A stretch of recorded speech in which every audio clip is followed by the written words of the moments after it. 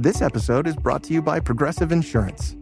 Fiscally responsible, financial geniuses, monetary magicians. These are things people say about drivers who switch their car insurance to Progressive and save hundreds. Visit Progressive.com to see if you could save. Progressive Casualty Insurance Company and Affiliates. Potential savings will vary, not available in all states or situations. I am so excited for this spa day. Candles lit, music on, hot tub warm and ready. And then my chronic hives come back. Again, in the middle of my spa day. What a wet blanket. Looks like another spell of itchy red skin. If you have chronic spontaneous urticaria, or CSU, there is a different treatment option. Hives during my next spa day? Not if I can help it. Learn more at treatmyhives.com.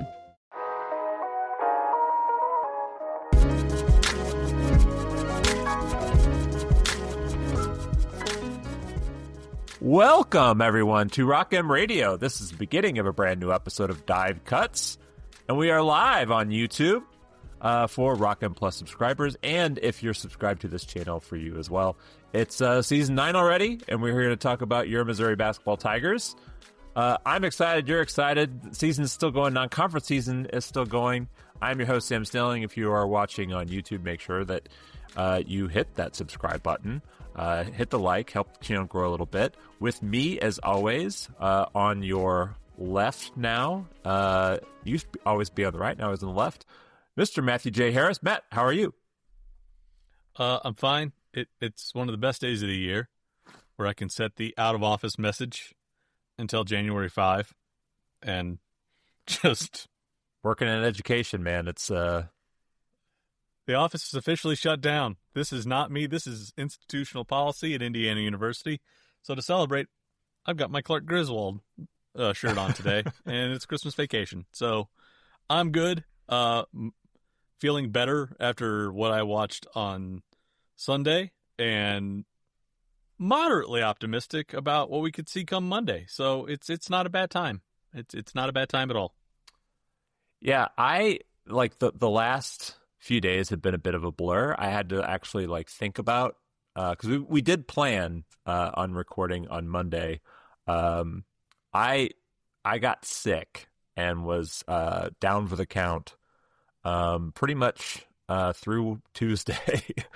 Your immune system couldn't handle garbage time. It could not handle garbage time. I think it was just the gut punch of the last Quad 4 game, having to watch the last Quad 4 game of the season. It broke you? The release, my body was just I'm giving up. But I'm just now kind of starting to feel like myself. If you notice, the voice is a little different. Yeah, I'm still a little congested. Apologize for that. But we did want to record before the weekend, get this going so we can kind of stay on path because we got the holidays coming up.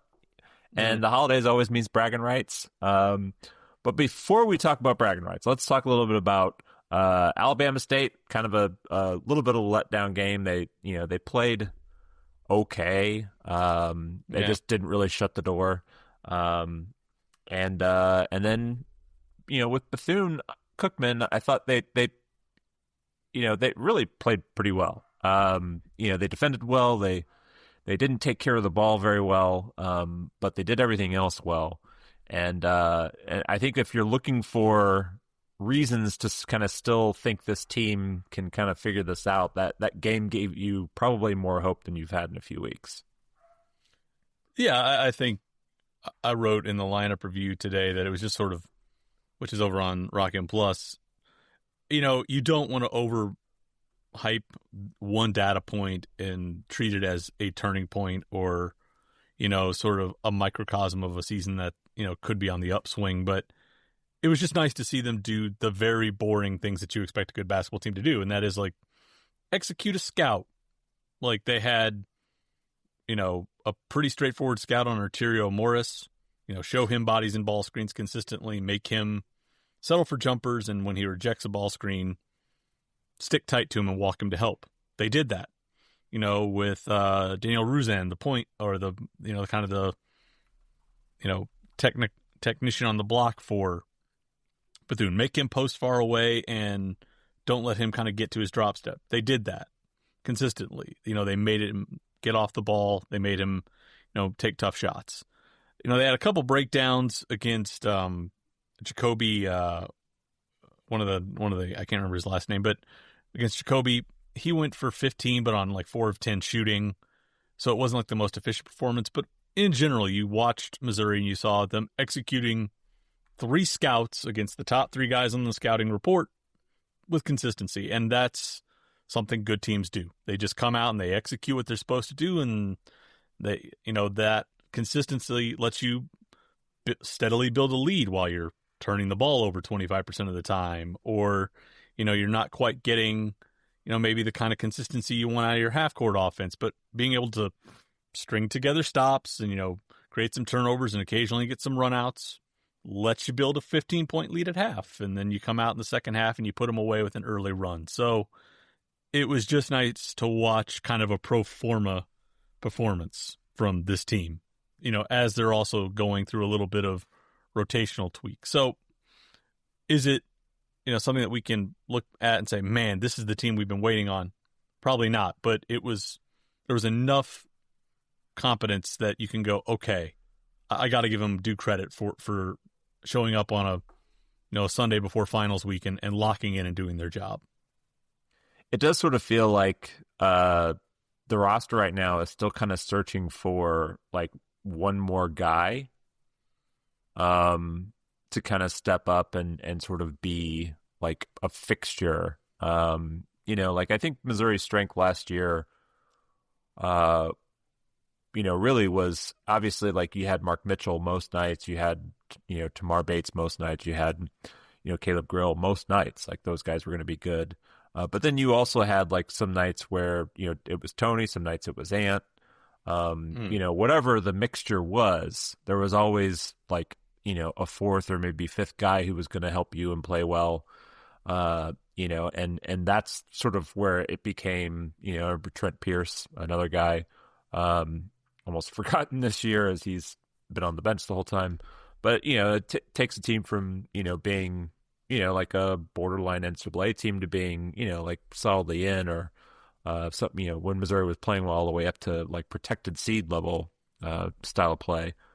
And I think they haven't, I do think settling into the lineups that we saw, where you get more shooting and Cruz in the game sooner.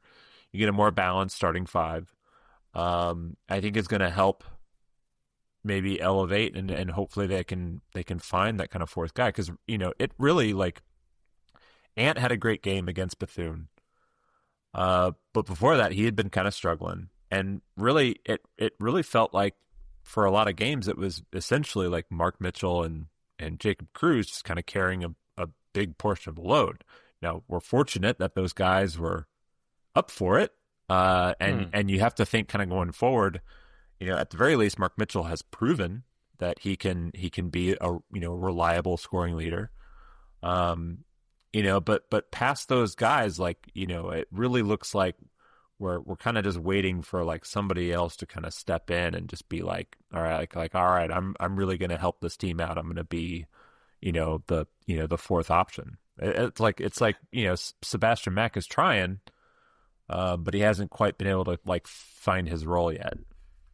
Yeah, and I think that's sort of one of those things, we've, I think it's important for us to take accountability. We'd bang the drum for, well, they got to change some lineups and get some spacing improved to get Seb going. And they changed some lineups and they've changed some rotation stuff, and they've gotten him on the floor with less time around guys like Sean that maybe will clog up that lane. And there were still some struggles for him, still some forces, still some questionable shots off the bounce.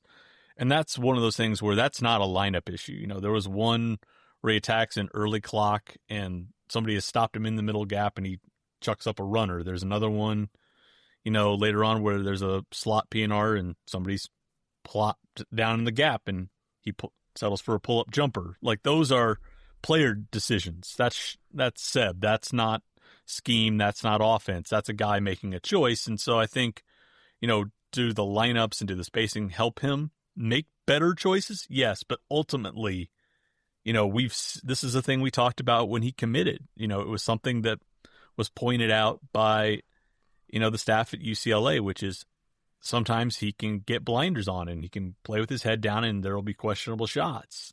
And it was something that drove Mick Cronin crazy. And the thing that we were optimistic about when he committed was he seemed a bit more prudent with shot selection as his sophomore year. And we thought, this staff generally does a good job of optimizing shooting portfolio, so maybe it'll get better. Well, it seems like it's regressed a little bit.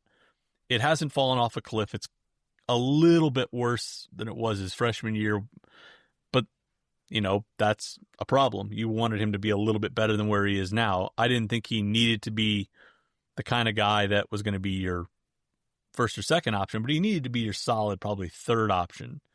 And he's struggled with that. And I think not all of that falls on rotations and scheme.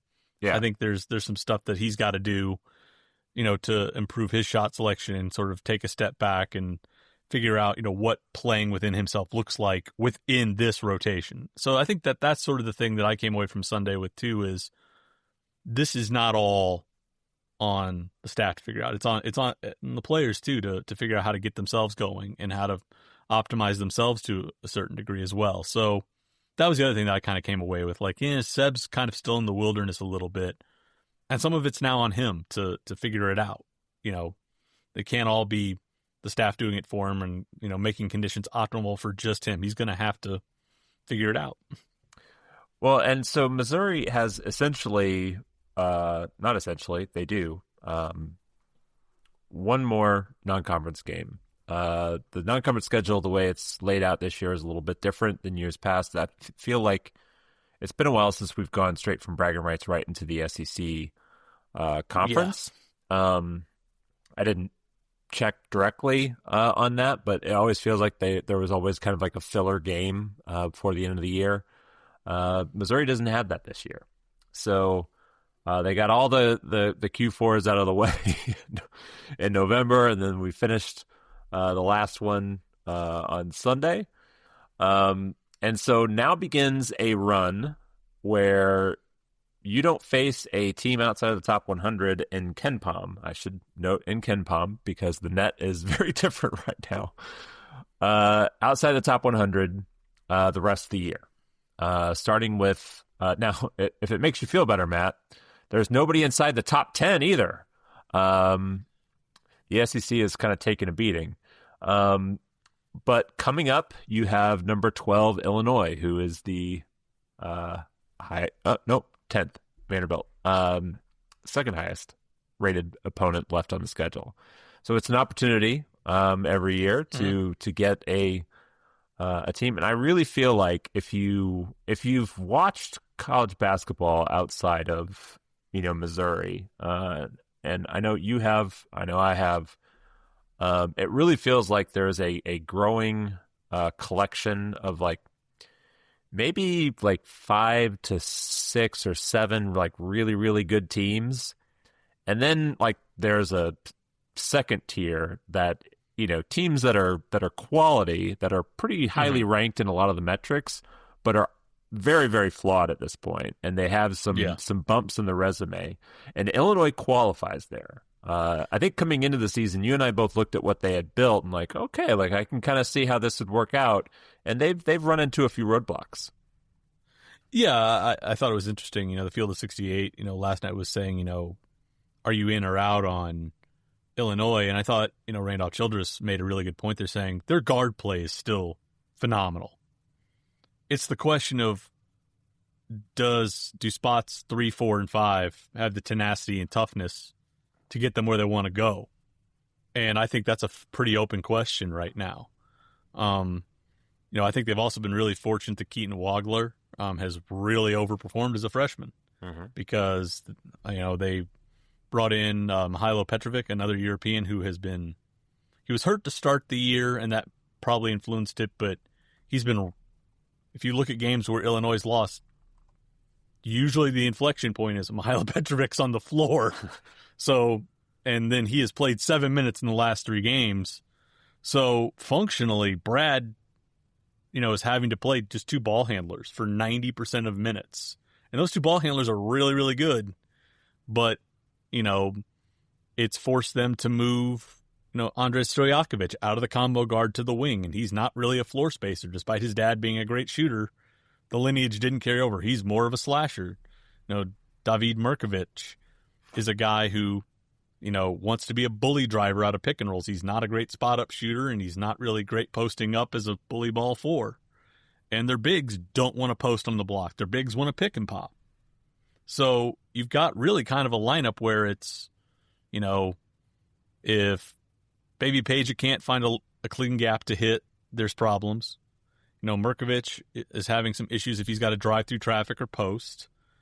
And the bigs don't apply vertical pressure on the rim, so you can just stay at the level and harass the crap out of guards. And offensively, you can drive at all three of them. And so I think that's really the thing that's sort of surprising here is, Illinois' personnel, I think, has some questions. And then how Brad wants to play defensively has kind of magnified them, too. They're still a really good team. They've still got 2 quality wins. But if you look at the wins that they got against Texas Tech and Tennessee, those are teams that have struggled offensively writ large this year. Yeah. When they've had to play teams that can attack those flaws, which are Alabama, UConn, and Nebraska, they've gotten into trouble really, really quickly. So I think they're a good team, and on the right night with the right matchup, they can cause all kinds of problems. But if you put them against a team that's pretty equal in quality, and that can really drive them and can really exploit some of these flaws, it's been tough sledding for them. So that's not to say that it's this is a walkover for Missouri by any means, but you spend some time looking at them and watching them. There's a pathway, and I think I said earlier in the week, I thought this, upon review, this game might have more of a pathway than the Kansas game, which will sound odd because Illinois is higher in the metrics, but when you watch the tape and you look kind of at the lineup construction, I think there's a better chance for Missouri in this game than there was against Kansas. Yeah, I mean, I can see how you look at that, but it's also like one of the things that I've kind of was saying about the the tiers, and I think if you're looking at Illinois, yes, they do have some good wins. They did beat Texas Tech. That was a big early season marker for them to win at home against Texas Tech. Since then Texas Tech looked okay, right? Yeah. They've struggled defensively, and I think I know that Watkins is a big McCaslin fan, so I don't want to bag on the job that McCaslin's doing this year, but they paid Toppin a lot of money to stay and kind of be a centerpiece in that roster. And I mean, in his defense, Toppin is awesome, but you also have other positions on the floor that you need to pay, and I think the other guys haven't quite stepped up like they had hoped. So they've lost some other kind of games. So Texas Tech has sort of just been okay. Tennessee is they beat Tennessee. That was the last game of a 3-game slide that the Vols were kind of on after they beat Houston. Tennessee then lost to Kansas, Syracuse. They lost at Syracuse, and they lost to Illinois. The last 2 of those games, they scored 60 and 62 points. So it is like Tennessee's one of these things. Offensively challenged. Yeah, Tennessee's offensively challenged again. Right. Shock. Yeah. So if you're looking, there's losing to Alabama, you lose to Alabama. Alabama's Alabama. Sometimes Alabama's going to score 90, and you just can't quite keep up. That's just going to be how the night goes. The UConn loss was not particularly close. And then you lose to Nebraska at home. That's a tough look. And I think there's, Brad's been pretty open in some of his, his media appearances, looking for some guys to kind of step up and help form an identity for his club, in particular on defense. And so I do think that this is a matchup that you can exploit. with all that said, they're still favored by 8, according to KenPom. Part of that's Missouri's dug itself a hole. Yeah. By this was 3 or 4 when the preseason started. Yeah. So. Yeah. The Tigers have sunk a little bit in the in the preseason, or since the preseason rankings. Started at 28, they're now at 52. So yeah, I mean, really, it's 2 teams that are trying to figure out kind of who they are, and I think the hard part for Illinois has been, he wants them to have an identity defensively. Well, Brad's been pretty open too that he stopped playing aggressive man-to-man and creating turnovers because he was worried they were giving up easy baskets and rebounding. So for the last 3 years, they've basically said, we're going to stop trying to create turnovers. We're going to focus on defensive rebounding. We're going to, play basically a glorified pack line. We're going to force tough twos, and we're going to avoid fouls. So you want your team to be tough and aggressive, but you also want them to be controlled and not extend themselves and create turnovers, which can give you easy offense. Right.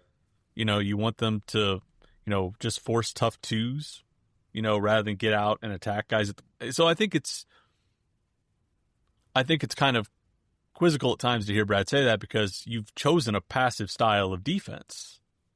Like, your system is sit back, create tough shots, board, and then push off secondary breaks and attack early. Yeah. So you're worried about a defensive identity? Well, you've kind of said we're just going to mind the store and not make mistakes. So I thought that's always been sort of interesting to me, is how you reconcile those 2 things. I think the other thing they've got is, I think, when I've watched them play, when I look at the data, I think they're better with Ben Humrickhouse on the floor than Mirkovic, but they didn't pay a lot of money to bring Mirkovic over from Europe to stash him on the bench. They didn't, if you look at some lineups, they're better, with Jake Davis at the wing, but you didn't go get Andrei Stojakovic to park him on the bench. So I think there's some stuff, though, where you're in trying to accommodate, rightly, Wagler being better. You've got guys playing maybe slightly out of position, and that affects guys, in their mentality, because they're like, well, I came here thinking I was going to be a combo guard, and now I play the wing. Or they're like now having to play a small ball 5 with Mirkovic at times. He came over here to probably play the 3 or the 4. So I think some of it is circumstances have also pushed Illinois into a spot where they've kind of got some talent, but those guys, are they in the right position to optimize it all the time? And that's weirdly kind of where Missouri is at the same point in time. So that's what makes this interesting to me, is Kansas felt like it had figured out what its guys did well. They played through that, and they stuck to their roles into their casting. Illinois feels like it's a bit in flux, like Missouri, and the guys that are kind of in limbo right now are guys that Missouri can attack offensively. So I think that's what's interesting to me, is I think it's set up for Missouri to potentially have a little bit of an inflection point in this game if they can scheme it up right. So let's talk matchups. Let's start with the matchups that you don't like. Because I'm looking at, like the very likely starters. For Illinois, I was going to bring up their KenPom page so we could kind of it'll be Boswell at the point. Yeah, Boswell, Wagler, Stojakovic, and Ivisic. Tomislav Ivisic. Tomislav, not Big Z. Mm-mm. Although Big Z's probably the better of the 2. But they're playing Tomislav. Yeah. So thank you, I guess. Yeah. I think the question's going to be, what do you want the approach to be with Kylan Boswell? When teams have had success against Illinois, they have either used a mobile 5 at the point of attack in ball screen defense to show him an extra body to keep him from turning the corner aggressively. Sometimes, if that big is mobile enough, it'll be a delayed switch. Like that's what Alabama did. They brought Keaton Bristow or somebody off the bench, and he was a mobile enough 5 that they could play him at the level, wait for the initial defender, the on-ball defender to switch to take the Bristow's man, then he could slide with Boswell. Other teams have just said, look, we're going to put a body at the point of attack. We're going to make you move off the ball, and we're going to and see if other guys can go make a play for it. So I think that's going to be the question, is how they want to defend Boswell at the point of attack, and can they apply just enough pressure to make him move the ball and have other guys go create. Wagler can do it a little bit, but he's kind of become a spacer for them. But I'll be interested in how they want to tire Boswell down at the point of attack, make him move the ball, and make other guys go make plays. That to me is the big thing I worry about, is how they're going to do that. Because if you get that right, I think it opens up opportunities for you.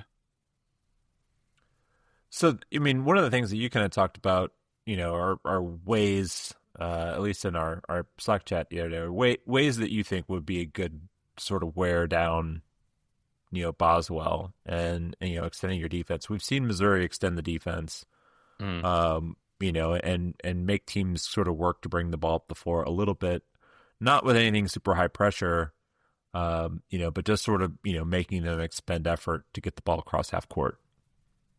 Yeah, I would say token 2-2-1, backing into a man-to-man defense, and on the first ball screen for Boswell, you play a defender at the level or hedge it to make him give the ball up. So he's got to work to bring the ball up. You got to burn some clock. Once they get into that first action with him, now the ball is stopped up and he's got to move it quick because they're behind schedule a little bit. So that's what I would do. The other thing that Missouri sometimes does is they will do what a lot of teams that are aggressive in pick and roll do, is they'll load up to the play. They'll put a lot of their guys closer to the midline. I would just have your guys almost sit in a normal shell. Like, don't overload or don't load up to the play side, because you want to have bodies in front of Merkovich and you want to have bodies in front of Stojakovic.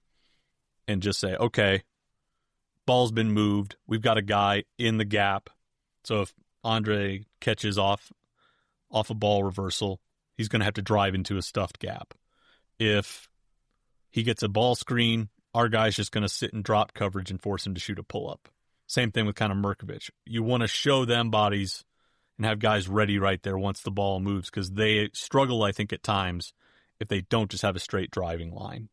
Wagler can go make some plays and can draw some contact, but I think what you want to do is you want the ball going to Merkovich and Stojakovic with a defender in front of them and say, you guys have to go make plays now. You guys have to, the defense isn't rotated. Kylan hasn't been able to break the defense down. You guys go make plays and make them work. So that's what I would want to do. And as soon as Boswell does sit, I would start pressing. I would do a 2-2-1 trap and just see if you can't force some turnovers, because they don't have a lot of, again, they don't really have depth at the point guard position. They kind of have to slide Wagler to the point and use Stojakovic as a combo guard. Yeah. Because they can't put Petrovic on the floor. So as soon as Boswell sits, I'm pressing. Yeah. I know that we've talked about how their defense doesn't force turnovers. That's really like a stunning number to look at. Yeah. For anybody, look at the defensive rebound rate. Yeah, for anybody who is not watching long on YouTube, I'm looking at the Ken Palm game prep page for the matchup, which is for anybody didn't know, is 7:00 on Fox Sports 1. So not going to be on ESPN family of networks, because it is an Illinois home game technically. So Big Ten has broadcasting rights.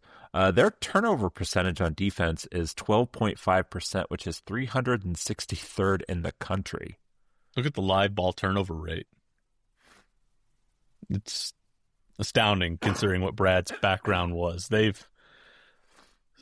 So that's why we say if you can force them to burn clock and you can force Boswell to move the ball and have other guys create, they can't generate live ball turnovers to offset that. They have to go generate their offense in the half court. And if you can make it's tough for Boswell to get in the paint and keep bodies in front of other guys off the ball, it can be tough for them. Because the thing about it is, look at their 3-point attempt rate. Illinois shoots a lot of threes. Where are they at now? They're at 63rd. 63rd in the country. Yeah. But look at their look at their 3-point shooting. It's 34%, 159th nationally, smack dab in the middle. And when you look up what they shoot off the catch, it's 31%. So they don't have shooting to pull guys out of gaps. So if you play aggressive at the point of attack with Boswell, force them to move the ball to Merkovich or Stojakovic, they want to drive it. There's not another shooter on the floor that can force your guys out of gaps or in rotation. So that's, I think, why you want to, try and be a little bit more aggressive with Kylan, because if other guys have to go create, they're not very good at it, and there's not shooting that can punish you, for sitting in that gap. So to me, that's what it comes down to. Make Stojakovic and Merkovich the guys that beat you on Monday, and make them do it by creating their own offense. On the Missouri side, what are the matchups you like? I think one of the things. So I was going to say, I know that you're kind of prepping a Mark Mitchell piece. I don't want to give too much away from it, but Mark's rim finishing has been a lot better this year, and I think that's an area that he kind of struggled with last year. And I think it's going to be interesting to kind of go up against a team that is longer at the rim than maybe some of these other teams that we've played so far, and see how Mark adjusts to that. Because, like I said, the rim finishing has been better for him. The competition level hasn't quite been there. So I'm really kind of curious to see if Mark can kind of take him kind of being terrific all season long and be terrific against Illinois, because Missouri's probably going to need him to be terrific to beat the Illini. I sort of start, Watkins and I, in our chat, sort of started from the opposite position. Teams that have really made Illinois sweat. I mean, UConn has the kind of physicality to play direct and has the size, but Alabama and Nebraska spread them out. They hit shots, and they forced Alabama to come out of, or forced Illinois to come out of their gaps, and forced them to say, okay, we can't just stay parked here. We have to come out to you, and we have to contest it. And then once you contest, they started moving the ball, and that created double gaps for them to hit. Nebraska pretty much said, we're just going to put Peyton Sandford off ball screens, and we're going to make Stojakovic chase him around. We're going to make Merkovich chase him around, and we're going to get into your legs. So that's why I think that matchup, again, is so critical, because if you've got Jacob Cruz coming off staggers, coming off pin downs, coming off flares, and making Merkovich and Stojakovic chase him and fight over, lock and trail, you're getting into their legs on defense, and then they got to come down and they got to generate their own offense. You start to get into a cyclical effect where if Cruz starts hitting some shots too, now Illinois has to come out. They have to come out of gaps to, contest those shots. And Merkovich and Stojakovic are tired now. They've had to use some energy early.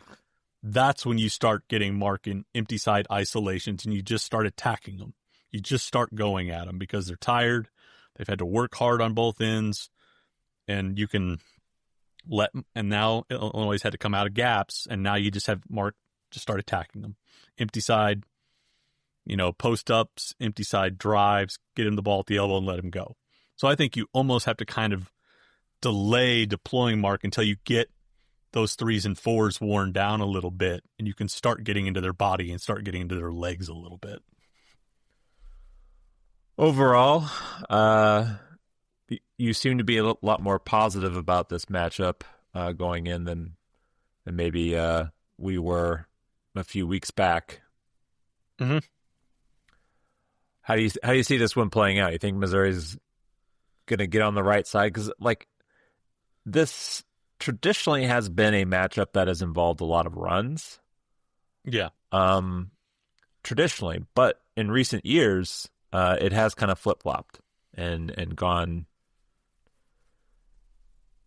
gone back and forth a little bit.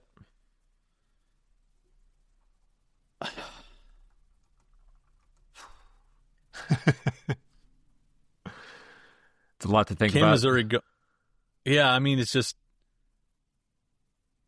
I think there are ways. I think Missouri's going to have to try and find a middle way between how it typically plays and adapting to how this game goes. And what we've seen is Missouri sometimes has a tendency to adapt to play the way the opponent does and play their style, and I don't think that goes very well. So if that continues, I think Illinois gets the win here. I think Missouri's got to come in and say, we're going to dictate terms to you. You're going to play this way tonight.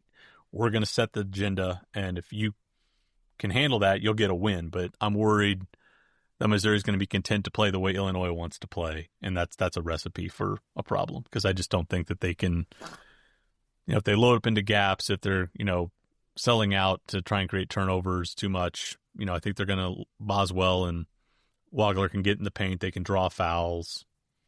If Ant gets a couple fouls on him from being aggressive early, now you're chasing the game a little bit. So I think, I think Missouri can win this game, but are they going to, be the ones that dictate the terms to Brad? Yeah. Because if they can do that, I think they can win this game.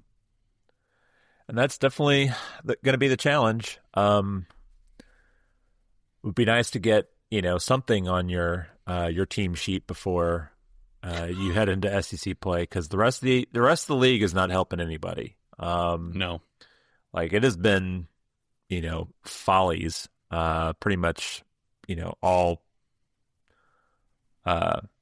non-conference, from everybody. Trying to get wins. Although Tennessee finally did beat Louisville, but Louisville's also a team who, if they're not hitting threes, they didn't have Michael Brown that night either. No, they didn't. I didn't even know that. But they're a team that if they don't hit threes, like their game plan is a lot harder to execute. And yeah, when you rely heavily on threes, sometimes you're going to have games like that. But yeah, Missouri could really use a result here, like a good positive result, and by that I mean an actual win to mark up, a quad one win. It's a game that will age well because Illinois is very unlikely to fall out of the top 150 or top 50, excuse me. And that's enough for a Q1 on a neutral. So yeah. And also might go down as like probably one of the 5 or 10 best wins for the SEC. Probably. The non-conference schedule.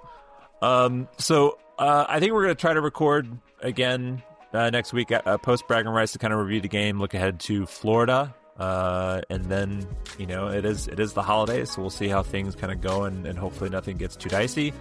I do want to say thanks everybody for tuning in on a off night. I realize it is a Thursday, bit of an odd night for us, but we'll be back on our regular schedule once SEC conference gets going. So we are going to shoot for early next week. Stay tuned for that. If you are on YouTube, subscribe, all that kind of stuff. Make sure you get the notifications, and we'll be back to talk Braggin Rights. So thanks everybody for tuning in. Until then, take care. Thank you, everyone, for tuning in to Rock M Radio, a proud partner of Fans First Sports Network. Rock M Radio is the official podcast network of Rock M Plus, a new and exciting subscription service provided by me and the other voices of Rock M Radio. Please take a few moments to head over to rockm.plus and sign up for an account today. The cost is only $5 a month, and benefits include access to our live podcast, a subscriber-only message board, weekly newsletters, and more. If you enjoyed this episode of Rock M Radio and would like to see more just like it beamed directly into your personal device, make sure to click the subscribe button below and tell your friends. Our podcast feed is available through the Apple Podcast app for iPhone, Google Podcast app for Android, whatever app you listen to your podcast. You can also find Rock M Radio on Spotify. If you're looking for a podcast about your favorite team that is not the Missouri Tigers, Fan First Sports Network is your answer. A full podcast network loaded with the team-specific podcasts covering Major League Baseball, the NFL, NHL, NBA, MLS, and more. And we'll be back with more episodes of Rock M Radio coming to you soon.